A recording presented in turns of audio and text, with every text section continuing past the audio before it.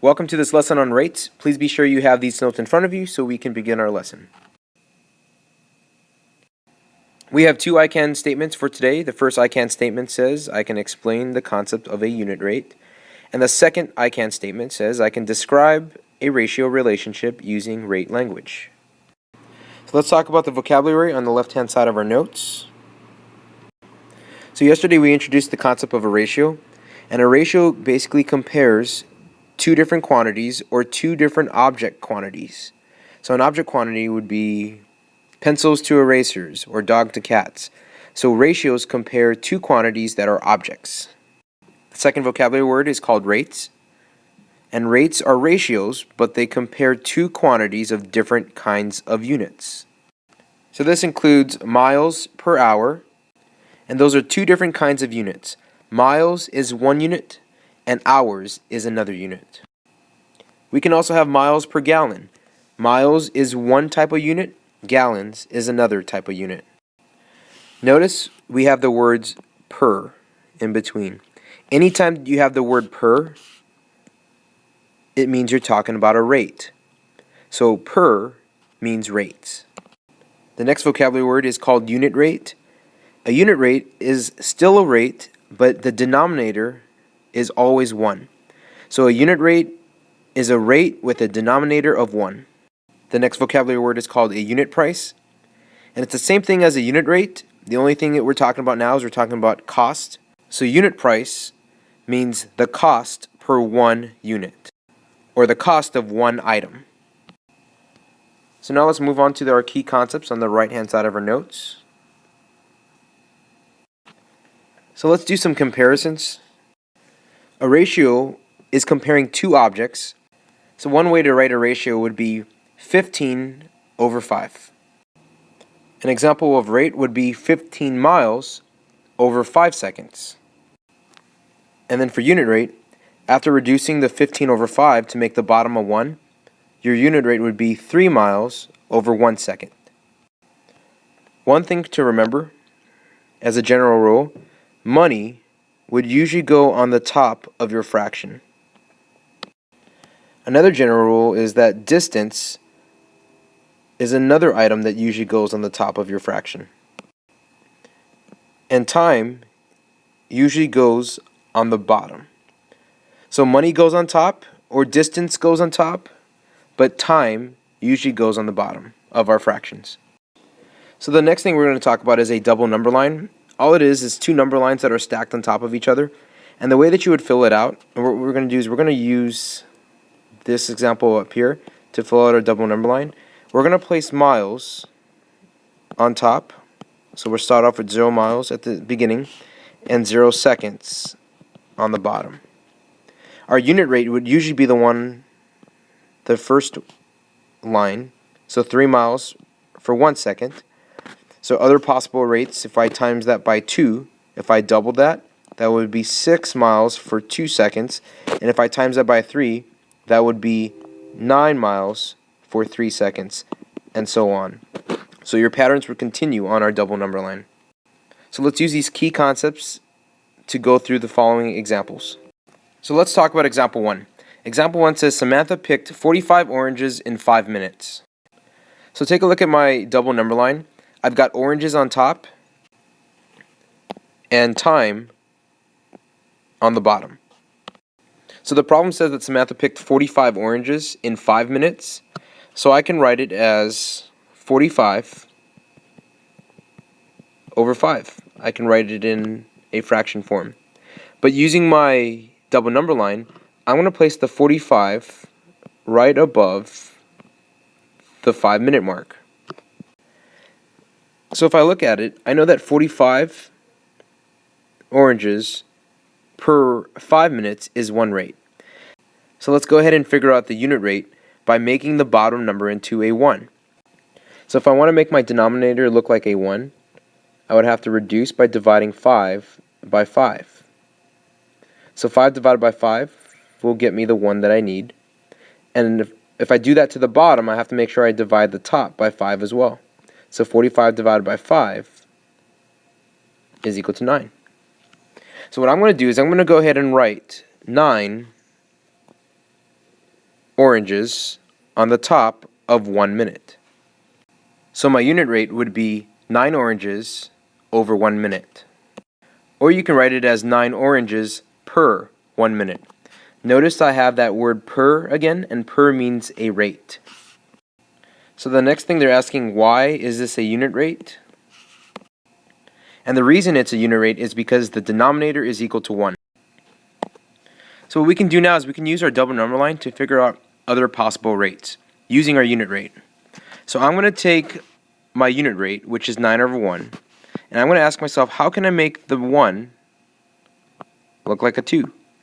But I can times the 1 by 2, so I can get 2. So if I do that to the bottom, I should also be able to do that to the top. So 9 times 2 would be 18. So 18 oranges per 2 minutes would be another rate. I could also multiply 1 by 3 to get another rate. So if I multiply the 1 by 3, I have to multiply the top by 3. So 9 times 3 is equal to 27. So another rate would be 27 oranges per 3 minutes. And also, if I want to make the bottom into a 4, I would multiply the bottom by 4. So 1 times 4 would be 4. Multiply the top by 4. So 9 times 4 would be 36. So my rate would be 36 oranges per 4 minutes. And those are the other possibilities for the rates for 45 over 5.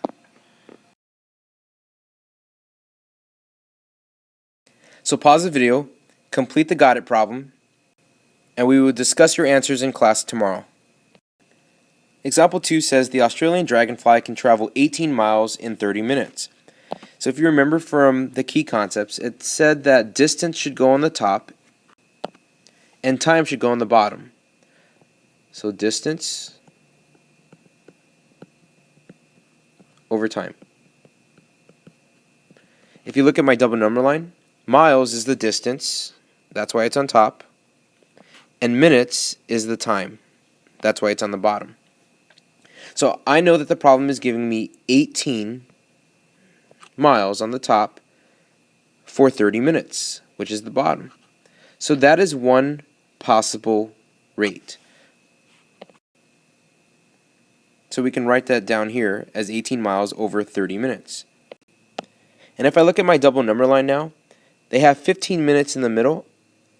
I would ask myself, how did they get 15 from the 30 right here? Well, to go from the 30 to the 15, they would just reduce their fraction by dividing it by 2. 30 divided by 15 gave me 2. So if I divide the bottom by 2, I want to make sure I divide the top by 2 as well. And we know that 18 divided by 2 is 9. So 9 miles per 15 minutes is another possible rate. Alright, so I want to figure out what the unit rate is. And to make it a unit rate, I have to make sure the bottom number becomes a 1. So I'm going to take my original fraction, which was 18 over 30, and let's divide the top and bottom by 30, because I want to make the bottom number into a 1. So 30 divided by 30 gets me the 1 that I need on the bottom. However, if you take notice now, 18 divided by 30 does not get you a nice clean number. What it does do is it gives you a decimal. So if you do 18 divided by 30, you might get a decimal, or you can get a fraction. And you can write your fraction like this: 18 over 30. But you want to make sure you reduce that fraction fully, and 18 over 30 can't be reduced. So if I divide 18 over 30 by something they both have in common, I can divide the top and bottom by 6. So that would be 3 over 5. So my unit rate would be 3/5 miles over 1 minute. Or 3/5 is the same as 0.6 miles over 1 minute. You can write it as a fraction or a decimal. So up here in my double number line, I'm going to write 3/5 miles per 1 minute, which would be my unit rate. And once again, this is the unit rate because the denominator is equal to 1. So pause the video, complete the got it problem, and we will discuss your answers in class tomorrow.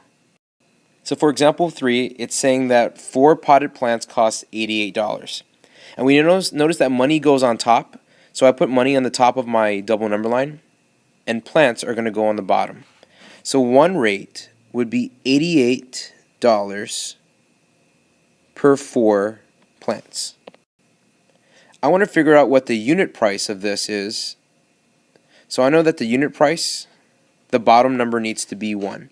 So I'm going to write 88 over 4 as my fraction, and I want to make that 4 look like a 1, so I'm going to divide the top and bottom by 4. So 4 divided by 4, the bottom is 1, and the top becomes 22. So that becomes my unit price because my denominator is 1. So on my double number line, on the first line closest to 0, I'm going to write $22 on the top for 1 plant. So that becomes my unit rate. And once again, the reason why I place 88 on the top is because price should come first and plants should come second. So I can write $22 over 1 plant. I could write $22 per 1 plant. Notice I have the word per, which means rate. The other part of this question is asking, why is this a unit price? And the reason why this is a unit price is because the denominator is equal to 1. So what we can do now is we can figure out another possible rate by doubling this. So if I multiply 1 times 2, 1 times 2 becomes 2. So for 2 plants, I'm going to figure out the cost of that. So if I multiply the bottom by 2, I can multiply the top by 2 as well. So 22 times 2 would be 44. So my rate would be $44 per 2 plants. And that's another possible rate for this problem. So pause the video, complete the got it problem, and we will discuss your answers in class tomorrow. So for example 4, they're still giving us the same exact thing. They said 4 potted plants cost $88. And we pretty much did this in the previous problem. So we know that the unit cost was $22 for 1 plant. And then we also doubled that, so we got $44 for 2 plants. So now that we know the unit price, which is $22 per 1 plant, I can figure out how much 5 plants would cost. So if I multiply the bottom by 5, I would have to multiply the top by 5 as well. So 1 times 5 gives me 5 plants. And if I multiply the top by 5, 22 times 5 gets me $110. So on my number line, another possible rate would be $110 per 5 plants. Therefore, 5 plants would cost $110. Now for the next part, it says how much would 9 plants cost? If I still use that same unit rate, which is $22 on the top for 1 plant on the bottom, I can multiply the top and the bottom by 9. So if I multiply the bottom by 9, I would get 9 plants. If I multiply 22 by 9, I would get $198. So on my double number line, someplace on it, the top would be $198 per 9 plants, which is another rate. Therefore, 9 plants would cost $198. So pause the video, complete the got it problem, and then we will discuss your answers in class tomorrow. Now that we've completed the lesson, go ahead and self-rate yourself and let us know how you feel.